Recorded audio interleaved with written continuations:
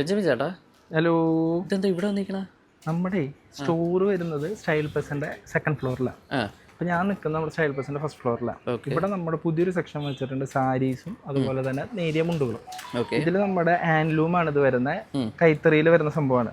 അപ്പം നമ്മളിവിടെ വന്നിരിക്കുന്നതിന്റെ മെയിൻ കാരണം എന്താണെന്ന് വെച്ച് കഴിഞ്ഞാൽ, നിങ്ങൾക്കിപ്പോൾ മുണ്ടോ അതുപോലെ തന്നെ ട്രഡീഷണൽ ഡ്രസ്സ് മേടിക്കണമെങ്കിൽ നമുക്ക് ഇവിടേക്ക് വരാം. അതുപോലെ തന്നെ അതിന് പെയർ ചെയ്യാനായിട്ട് നല്ല അടിപൊളി മാലാസും നമുക്ക് അവൈലബിൾ ആണ്. മുണ്ടും സാരീസും ഇപ്പൊ അവൈലബിൾ ആണ്.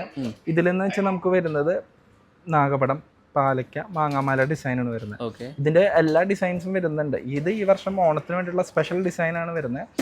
ഈ ഡിസൈനിന്റെ ഏറ്റവും വലിയ പ്രത്യേകത എന്താണെന്ന് വെച്ച് കഴിഞ്ഞാൽ, നമുക്ക് ഏത് സാരിയുടെ ഒപ്പം ഇത് പെയർ ചെയ്യാൻ സാധിക്കും. സാധാരണ നമ്മൾ നാഗപടം, പാലക്ക, മാങ്ങാമാല ഒക്കെ ഇടുമ്പോൾ എന്ന് വെച്ച് കഴിഞ്ഞാൽ വലിയ ഡിസൈൻ ആയതുകൊണ്ട് കുട്ടികൾ അധികം ചൂസ് ചെയ്യാത്തൊരു ഡിസൈനാണ്. അപ്പോൾ ഈ ഡിസൈനിന്റെ ഏറ്റവും വലിയ രീതി എന്ന് പറയുന്നത്, നമുക്കിപ്പോൾ ചെറിയൊരു സാരിയാണ്, വലിയൊരു മാല ഇട്ട് പോകണ്ട, അതിന് ആപ്റ്റ് ആയിരിക്കും.